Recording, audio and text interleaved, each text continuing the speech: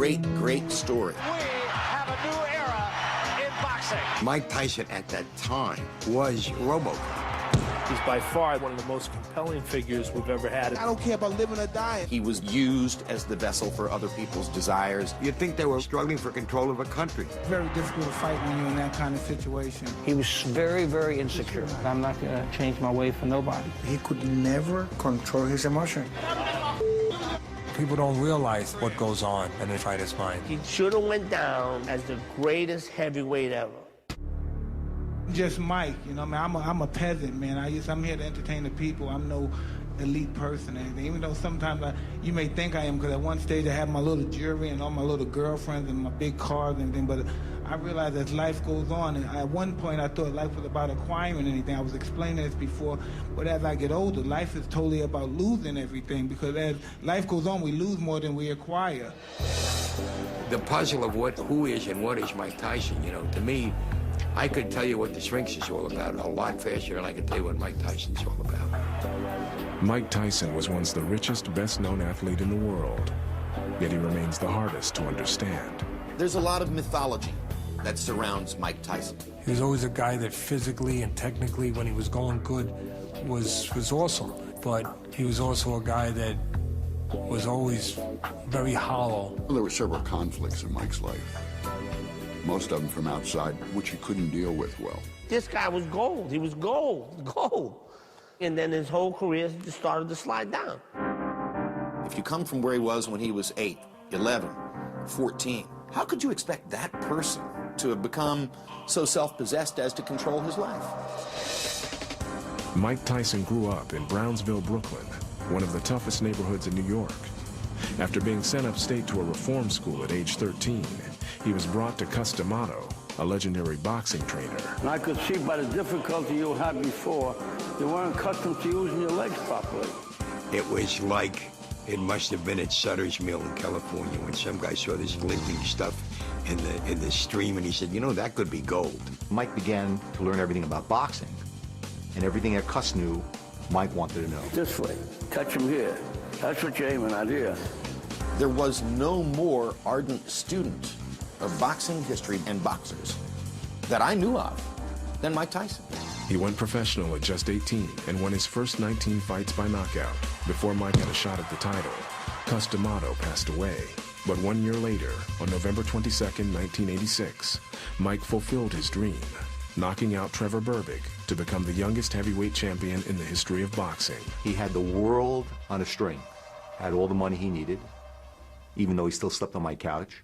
Beautiful women, dating all the time. And then there was Robin Gibbons. Mike Tyson had seen Robin Gibbons on television. He was very taken by her beauty. Gibbons was everything Mike was not. Educated, sophisticated, a budding young actress. But Robin was part of a package deal. Anybody who was around knows Tyson was married as much to his mother-in-law as he was to his wife. Before the honeymoon was over, Mike and Robin's marriage was on the ropes. They wanted to control Michael. And they only wanted to control Michael for as long as they could set up a situation where this is a sick guy. Why should my daughter be married to him? He needs help. And by the way, we'll take half the money. What's it been like, this roller coaster? It's been torture. It's been pure hell.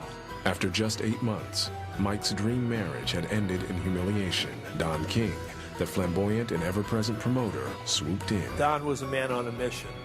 Now that mother-in-law and the wife were out of the picture, it was King's chance to move in. It wasn't more than 6 or 8 months between the time when Mike was totally cocooned in that effective system and when he became an utterly free man, capable of making every mistake known to man and having every excuse continually made for him. When Tyson and King arrived in Tokyo in January of 1990 to defend Tyson's title against underdog Buster Douglas, no one, including the challenger himself, expected Tyson to have any trouble. Mike Tyson worked out in Tokyo. You had 1,000 people from the media, flash bulbs, TV cameras, everything. Now Buster Douglas worked out 10 minutes later in the same spot. 3 reporters stayed for Buster Douglas's workout. And I'll never forget, Douglas looked at the ground and he said, man, I just hope I can make it through the first round. As soon as the first round began, I saw that Mike had no confidence. He walks into the ring, and I say, he's not in shape.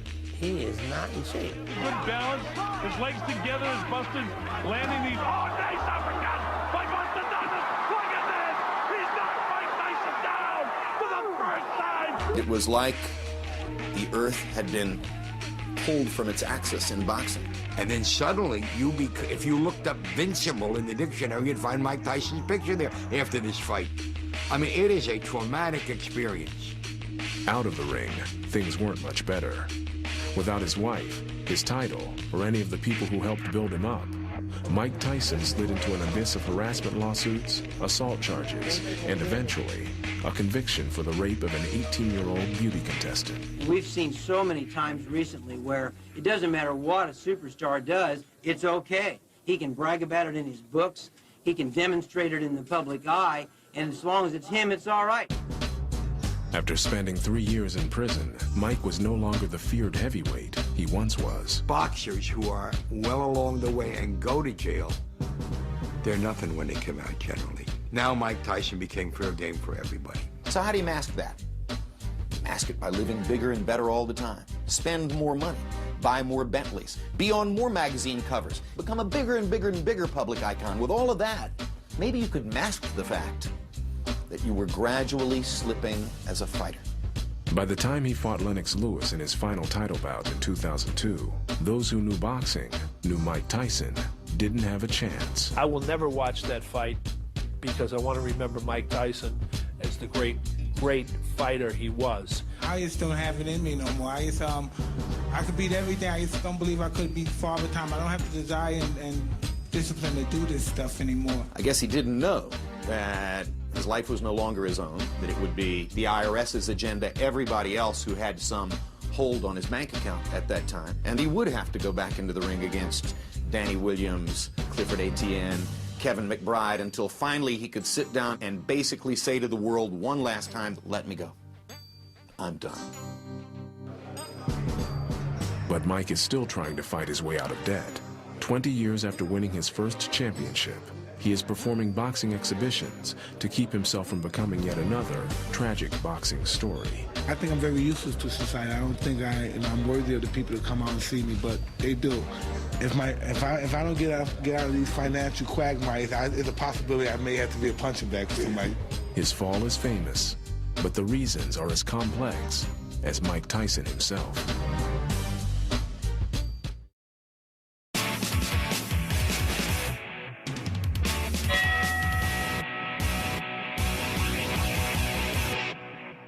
Nobody's gifted. If you was gifted, wow, man, you'd be somebody very special. You'd be a rare person. But you're not gifted. You're never born that way. Some people say they're born that way. They're not born that way. Mike Tyson overcame incredible odds just to step inside a boxing ring. By the time he was 12, he was involved with street gangs. Chances were, if he ever made it out of Brownsville, Brooklyn, it would be in a prison van or a hearse. After more than a dozen arrests, Mike was sent upstate to the Tryon School for Boys. It was there that he heard about a special program run by a counselor and former professional boxer, Bobby Stewart. He said, I wanted to come and see you. Mr. Stewart, I want to work with you, and I wouldn't even hear. I said, all these kids want to be fighters. I said, but they don't have the nerve to work and stuff like that, and stay out of trouble. You can't be in trouble and be a fighter. But I said, let's see your behavior. Let's see how things happen. Well, 2 weeks go by, not a problem. Mike turned himself around. He went from a 4th to a 7th grade reading level in 3 months, and he practiced boxing every chance he could. And the third shift staff would tell me, write me notes, leave me notes. The next day, they said, Bob, we got to do something with this kid. Well, it was 3 o'clock in the morning, and he said, the kid is still practicing what you showed him. In the dark, the lights are out. With that work ethic, he would have succeeded at whatever he took up. Mike Tyson was still only 13 years old, but Stewart knew he would have to find someone to take Mike to the next level. He arranged to take him off the school grounds to meet the legendary boxing trainer, Cus D'Amato, at his gym above the police station in nearby Catskill, New York. So then Bobby calls up Cus, says, I got a guy that you got to take a look at, and that's Mike Tyson. So they start sparring. Bobby kicks the heck out of him, but Tyson takes it the whole way. Tyson was obviously trying to impress us. He understood what was at stake. He wanted to ace his audition. So after like was 2 rounds, Cus says, I seen enough. Mike said, oh no. He says, Mr. Stewart says, we got to go 3 rounds. If you start, you got to finish. So we went the 3rd round. I walked in the corner. Cus was taking my gloves off. I said, what do you think? And Cus says, this is the next heavyweight champion in the world. But despite D'Amato's prediction, the odds were still against Tyson. D'Amato was a successful trainer, having produced 2 world champions. But for a boy who had accomplished nothing at this point in his life, it was a long shot at best. Most of our kids didn't end up going to places like that, you know, they ended up going in the wrong direction, probably 80% of them. This kid will make it, they're gonna make it, hopefully. He was very raw. He didn't know much. He didn't know how to fight. But you could see the physicality. You could see the clay that could be worked with. Only D'Amato had the vision of what Mike could be. There wasn't one trainer, not one professional boxer, who saw Mike in the amateurs and said, wow, that guy's going to be the next great heavyweight champion. No one, except Cus. Now, I knew there were a lot of occasions when D'Amato was full of crap. But when he would talk about something like this, he meant it. The only question was he right? And boy, was he right. When Mike was released from Tryon just after his 14th birthday, D'Amato arranged to have Mike live with him and several other boxers in a large house he shared with his companion, Camille Ewald. I brought him down to Cus's house, and the first time he saw the house, he said, what am I gonna do here? This is where you stay. He says, what am I gonna do, take the garbage out? I said, probably. I said, there's things, you're gonna have chores to do, just like the other kids do, and it's private. And he looked, he couldn't believe it at first. He gave us a hug again and stuff, and he said, just remember, it's up to you, nobody else.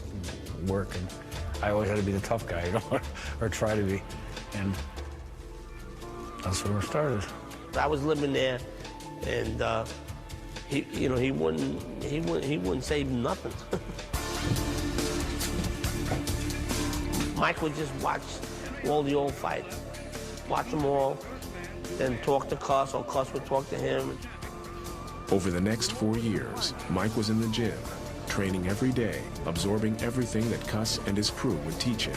He proved to be an apt pupil. He had physical ability, but he had to be taught how to use it. I was there with him every day.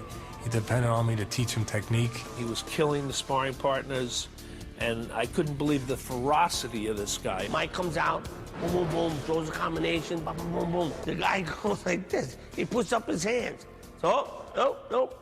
And he climbs right out of the ring, and walked right out that door. Didn't even look to get paid. He walked right out. After blasting through the amateur ranks, Mike turned pro at 18. Cus brought in his friends, Jim Jacobs and Bill Caton, to be Mike's managers. To better the odds of Mike's ascension, they lined up a steady stream of carefully selected opponents. His first pro fight against Hector Mercedes lasted less than 1 round.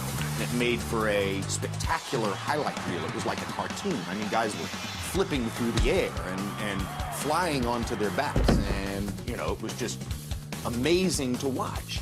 By the time D'Amato died in 1985, Tyson was well on his way to the title. He spent the next few years sweeping up all 3 Boxing Association titles, fighting all comers until only one challenger remained. Michael Spinks, 10 years older than Tyson, also undefeated. Their fight would be the richest in boxing history. Mike's aura of menace suffused Boardwalk Hall in Atlantic City. There was a delay before the fight because Spinks didn't want to come out of his dressing room. Butch Lewis was Spinks' manager. Went, as you would go into in every championship fight, the dressing room of your opponent to watch their hands being wrapped.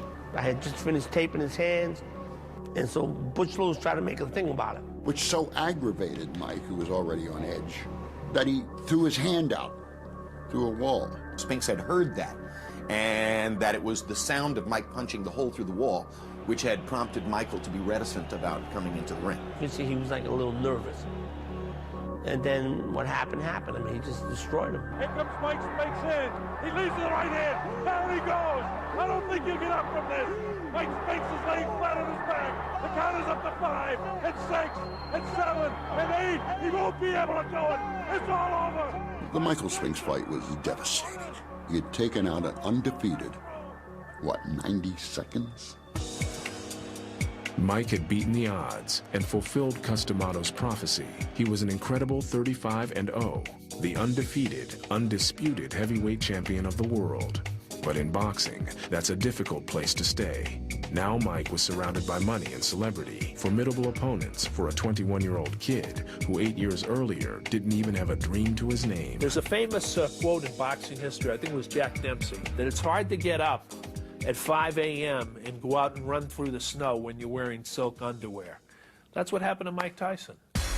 January 1990, Mike Tyson and Don King, his new manager and promoter, arrived in Tokyo, Japan to fight Buster Douglas. Few considered Douglas a worthy opponent for Tyson. I have to be in the best shape that I have ever been in to be able to do all the things that it will take to defeat Mike. One of the boxing writers, Ed Scholar from the AP, was going through customs in Japan, and the Japanese official said, "How long will you be in Tokyo, sir?" And he said, "I don't know, a round or two." I never look at anybody fight because I'm confident no one can beat me, and I don't have to watch them fight. They thought that Buster Douglas was, you know, just a clown, a tomato can. But he was about 6'4". He was athletic. He could move. He could jab. And in the first minute of the fight, suddenly it was apparent, uh-oh, there's a style problem here. My girlfriend said, starts rooting for Douglas. I said, wait a minute, no, don't root for Douglas. I want Mike to win this fight. 2/3 of the way through the 8th round, he came off the ropes with a punch from hell. The referee began counting. 2, 3, 4. Mike, great performance. You know, you got a tough time, but you won and you're still heavyweight champion. Now Douglas is on the floor. 9. The guy gets up at 9.99. What makes him get up at 9.99? Then go back out. And a round later, knock out Mike Tyson. Now, that's fate. 3 years and 2 months after overcoming incredible odds to win the heavyweight title, the odds had already caught up with Mike Tyson. His future was anyone's guess.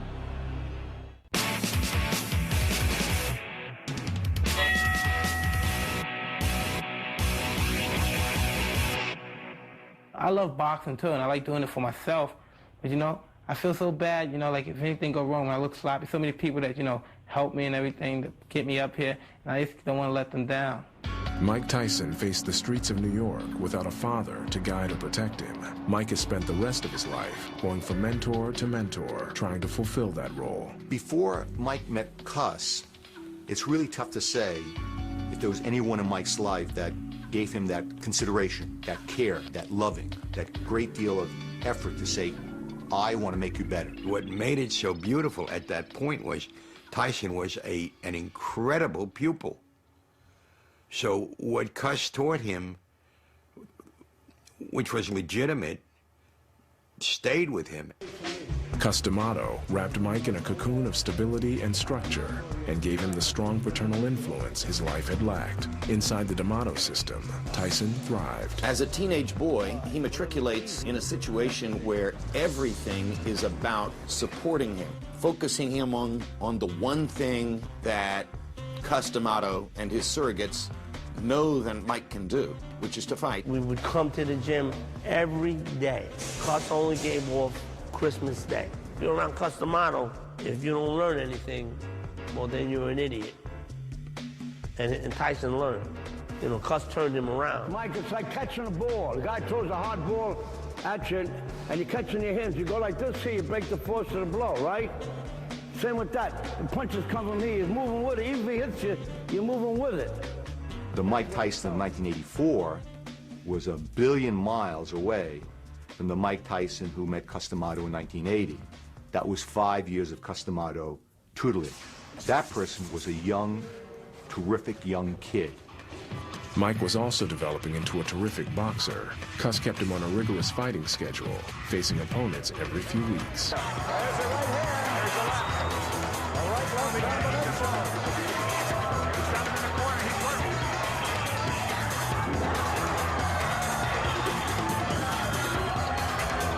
Hey, Cus, 8-second knockout in the first round. 8-second knockout. Yeah. Cus D'Amato wasn't just a guy that showed you how to jab, how to slip a punch. He knew that every fighter has fear and you have to control fear. If you believed in what he preached, well, it certainly served Mike Tyson very well. Keep him busy, and that's the one thing that Cus said. If you don't keep him busy, he's gonna get in trouble. Cus said that. Mike was carefully and calculatingly taught by Cus that Cus would not be there forever. You've got great people around you. You'll trust them. You'll find that they love you like I do, and you'll be fine. On November 4th, 1985, the man Mike looked to for guidance passed on. When Cus died, I was coming out of the hospital and Tyson was coming in, and I told Mike about Cus, and he started to cry right away.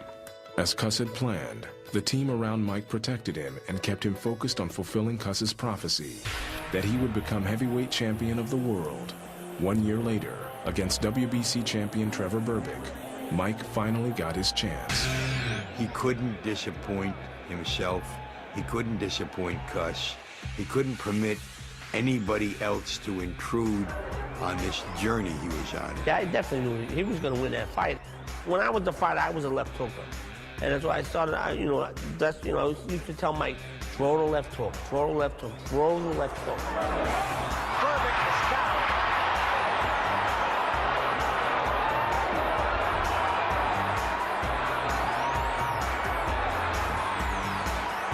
And when he hit Berbick with that shot and knocked him down 3 times, I was like, whoa, if you could even see me coming, and I was like, wow, I was smiling and everything. Because that was, to me, that was awesome. I mean, boom. Really, that fight was for Cus. Because, he won the title. I like to dedicate my fight to my great guardian, Cus D'Amato. And I'm sure he's up there and he's looking and he's talking to all the great fighters and saying his boy did it. He's smiling. Everybody came in, everybody was surrounding him, including Don King. If you ever watch any fights, any heavyweight fights, that Don King is the promoter, he always puts his face with the winner. Don King, the renowned boxing promoter, was aware that Cus's death left a void in Mike's life. After biding his time, he made his move. Don King had the habit of talking to fighters, and I thought that he went to Tyson. Tyson was waiting for someone like Don King. If he went out and played in the street, and everybody knows there's a tank coming a block and a half away, all these people would come running and say, get up, get up, get out of the street, you're gonna get killed, you're gonna get killed.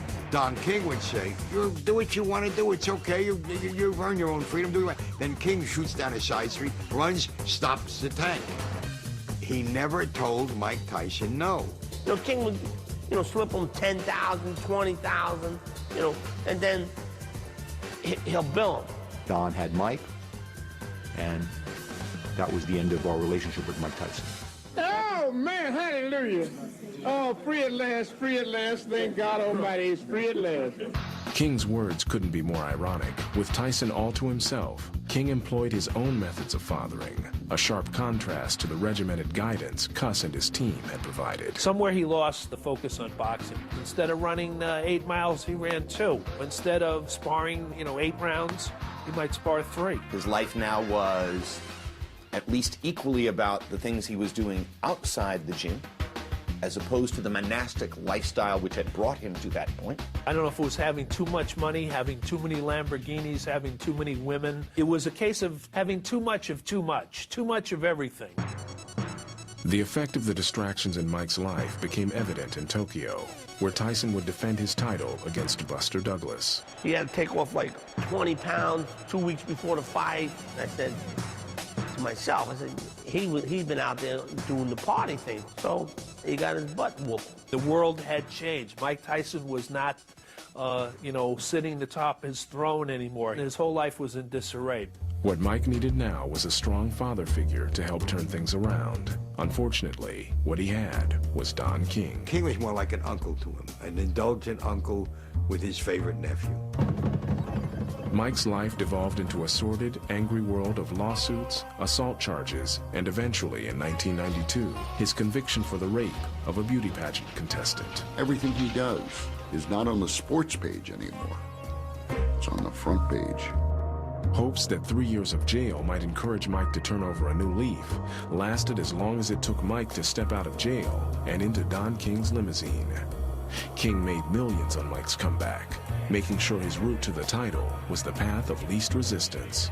Now let it be known he didn't look like the Mike Tyson of old, but some of his opponents were human bowling pins.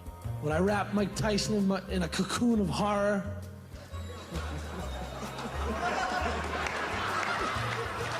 Despite the lackluster competition, Don King was making Mike Tyson the richest boxer in history. On paper, Don believes in one color, and it's called green. Whatever he can make off Mike, he does. Don King was trying to protect the best interests of Don King in his relationship with Mike Tyson. Disagreements over money finally caused Mike Tyson and Don King to part ways, with Tyson suing King for $100 million, despite having earned more than $300 million over the course of his career. In 2003, Mike Tyson filed for bankruptcy. It all goes back to King. King controls the promotion, controls the money. He always shortchanged the fighter. What Don had did to him financially really was a horrible financial pitfall for Mike. So he's in that hole, and he's going to stay in that hole. With the loss of D'Amato and now King, Mike Tyson once again found himself as fatherless and alone as he had been as a child.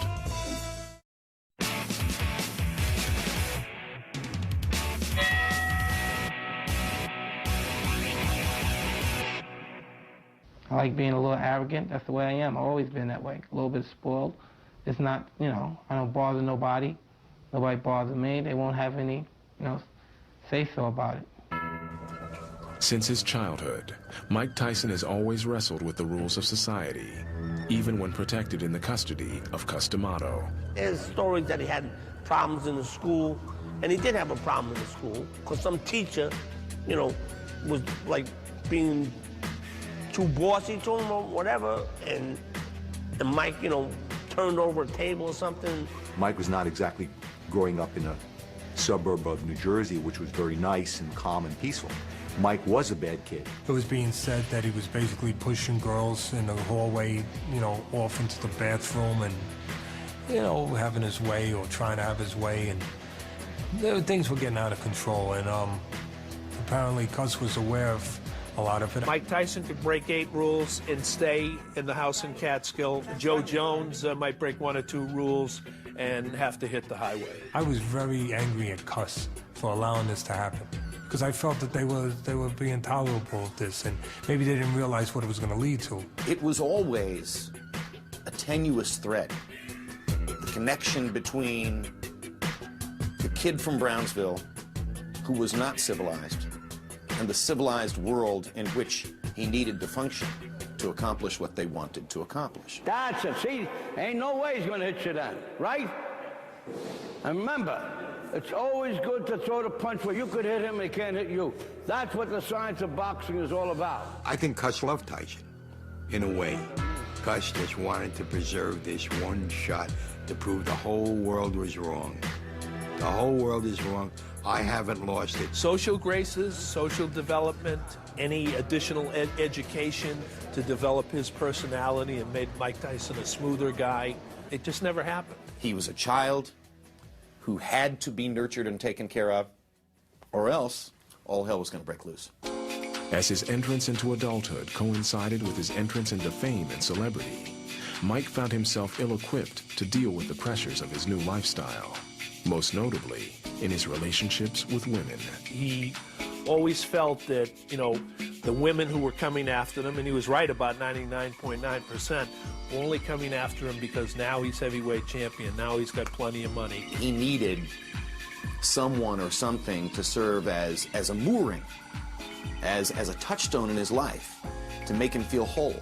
Along came Robin Givens. You know, he'd seen this raving beauty on television. She had a measure of fame. Mike felt that she had a genuine love for him. I thought if Mike gets married, it would make him more calm. He'd have the family he always wanted. Robin's a superstar, not like she needs the money. But even as newlyweds, their relationship was anything but normal. Robin came as a package deal, and her mother, Ruth Roper, moved in with them. Suddenly, there was a new team calling the shots. Givens and really the mother, they just flipped his head. She told Bill and Jim she's Mrs. Mike Tyson, and she's taking over.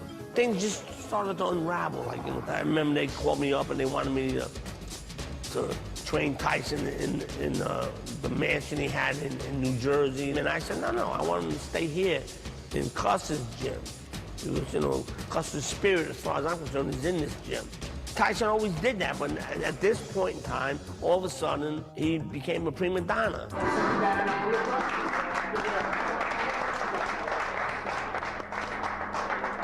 I want to see him in Atlantic City. We're talking about different things that Cuss did, how crazy he acted, and this and that. And then suddenly he turns to me and he says, it used to be fun then.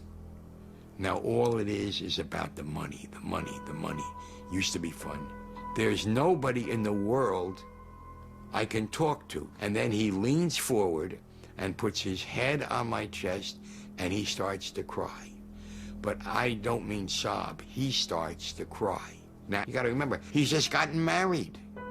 He's got a mother-in-law who is omnipresent. The women now are ready to make a big move. The maneuvering intensified, and the consequences were explosive. Mike began to show the rage that until now had been reserved for the boxing ring. Everything hits the fan during the Barbara Walters show. In an exclusive primetime interview with Barbara Walters, Robin dropped a bomb that would send shockwaves across the country. Michael is a manic depressive. He is. I mean, that's just a fact. Why do you think this is that nobody saw it before? The Customato didn't see it. I can't imagine that anyone could live with Mike Tyson and not recognize that there was a problem. So why wasn't it treated? I think he did exceptionally well in the ring. And the way that they chose to handle it was to keep him in the ring. Why embarrass Mike in front of the entire world? The easiest thing in the world to realize is that if Mike himself says on TV he's ill mentally, this sets the stage for Robin to do whatever she wants to do, to end the marriage and go on her own way. Like I said, the illness is there and it has to be taken care of. It all culminated with this big blow-up at the mansion in Bernardsville, where Mike Tyson supposedly took the instruments that go with the fireplace and threw them around. Suffice to say that the next moves were made by the divorce lawyers. After Robin Givens left him, Tyson's relationships with women started down a dangerous course. He goes to judge a beauty contest in Indianapolis. Mike was invited to the 1991 Indiana Black Expo, joining Jesse Jackson and other honored guests at a cultural celebration of African American achievement. The centerpiece of the event was the annual Miss Black America pageant. By the time he gets to Indianapolis, Mike is on his own. There's nobody there to help him. But Mike does what Mike does. And Mike is attracted by women. And they, in turn, ex-heavyweight champion at this time, are attracted by him. Mike stayed only 2 days, but in his wake, he left a trail of accusations that would change his life for years to come. 2 contestants would file harassment lawsuits, one for $100 million. The organizer of the event sued him for $21 million, claiming he had groped 10 different contestants, and one contestant, 18-year-old Desiree Washington, and accused Mike Tyson of rape. I love women, you know what I mean? My mother's a woman, I respect them as well. And of course, you know what I mean? Every time I trust one and get involved with one in a certain way like this, something happens, so I'm confused. So I'm just lost on the whole issue that happened today. Fair play is really all we want, a level playing field. The trial began a public debate on Mike Tyson, especially when Mike's defense lawyers invoked his troubles with women as his defense, portraying him as an aggressive womanizer so notorious that Washington had to have known what she was getting into.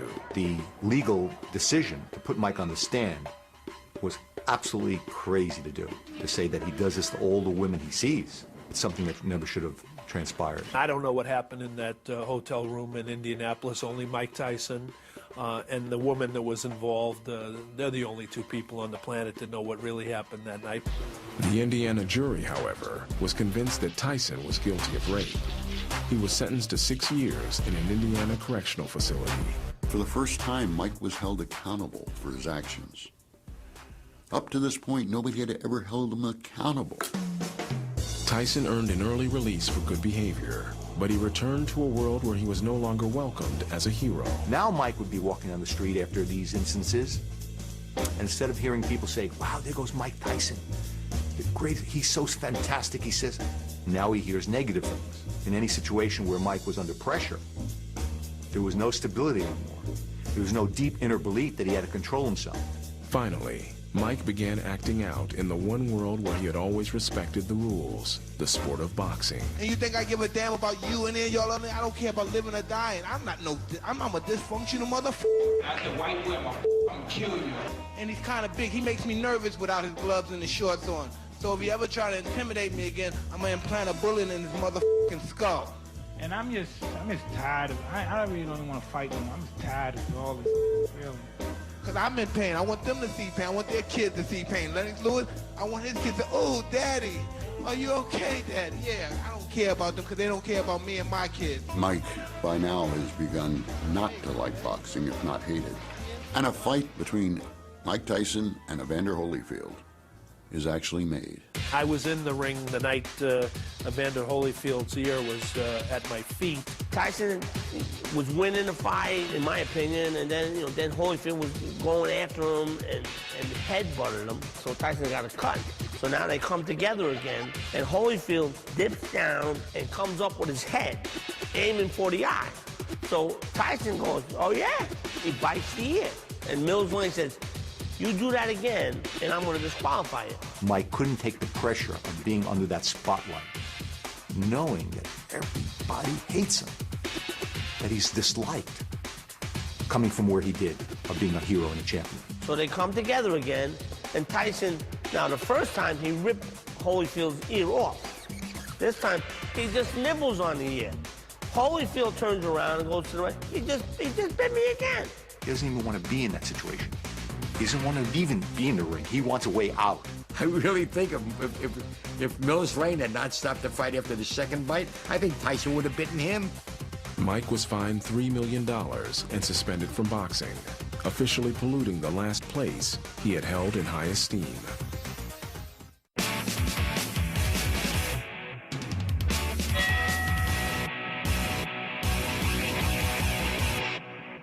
People treat me well, I treat them well. But I'm not gonna, change my ways for nobody.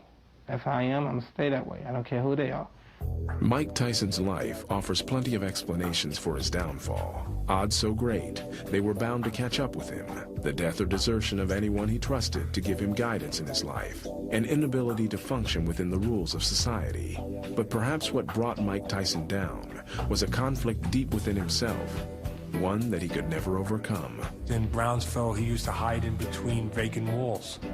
And in some ways, he was always that kid. He was very, very insecure. So insecure, he would not look you in the face or look you in the eye and talk to you. I started becoming very versed with him, very aware of some of his shadows. Some of the wolves that bark at everybody's door. Now remember, anytime you feel tension, motion, remember? Motion relieves tension. So you feel tension, shadow box. People don't realize what goes on in a young fighter's mind. A lot of doubt, a lot of fear, a lot of uncertainty. We were in Denver, Colorado at the National Junior Olympic Championships, and Tyson started putting things in perspective a little bit at that moment. I have something that's good, and I have to win this fight. If I don't win it, I won't have it anymore. And all of a sudden, he just started crying. Look, just relax, Michael, relax, just relax. Just relax. Relax. Yeah, but just relax.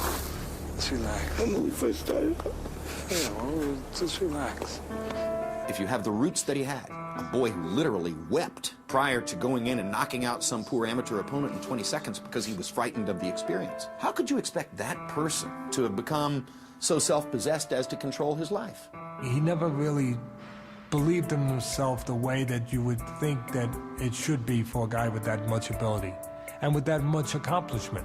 He wanted to show the world that nothing lasts, that you will eventually be abandoned. No matter how much money you make, no matter how much fame you achieve, No matter how great you're seen to be, ultimately you will be destroyed. I think that Mike believed that, knew that from the beginning, and unconsciously constructed it throughout his whole career. 234.5 for Iron Mike Tyson. The anticipated end came in 2002, 16 years after Mike Tyson won his first world title. Now, deep in debt, Mike Tyson's final championship fight was less a shot at the title than an opportunity to get out of boxing. Mike Tyson was going to fight Lennox Lewis. And in this major presentation, they bring out Mike Tyson. And now, Lennox Lewis. Tyson gets off his and marches over to Lewis. And it's out of control. It made the ear-biting incident almost look civilized.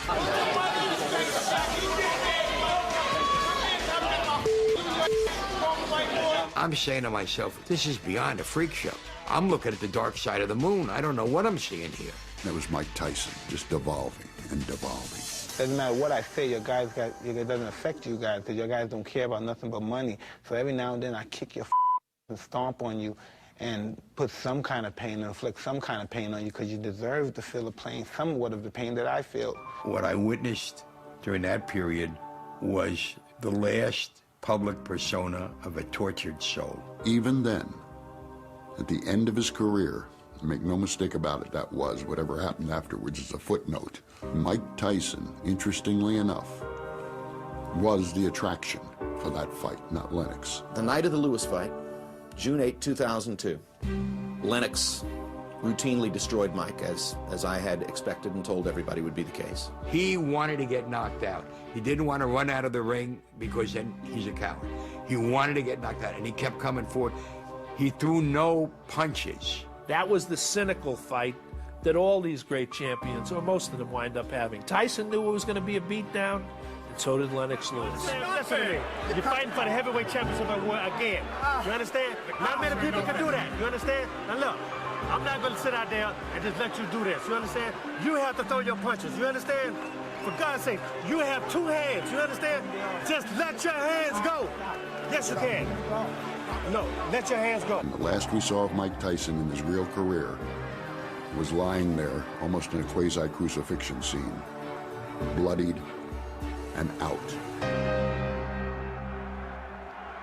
After the fight, I stepped into the dressing room, and here was Mike sitting alone on a chair in the center of the room with a baby on his lap.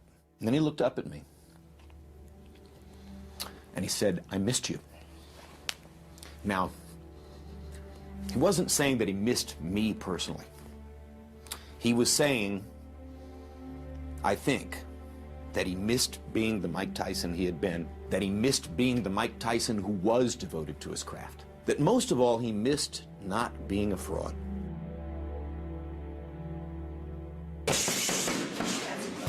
But the Lewis fight didn't free him. Mired in bankruptcy, Mike returns to the ring today, not for cuss, not for a title, but to pay the bills. It's hard for me to fight, you know. Me starting out, you have to understand, I'm from Brownsville, Brooklyn. I had nothing. You have to look, I have wealthy children. I'm broke, but my children are wealthy and they have a great life. It's very difficult to fight when you're in that kind of situation. And so the career of one of our greatest sports heroes will end, not with a bang, but with a whimper. People, their memories are short. What they have to remember, he was 35-0 with 31 knockouts. 19 in the first round. Now that's awesome. Mike Tyson should have went down as the greatest heavyweight ever. Never in history has there been an athlete for whom so many excuses have been made to explain away shortcomings, to explain away defeat, as is the case for Mike. But at the end of the day, Mike's career is a graphic reflection of who he was and what he wanted. He wanted to self-destruct.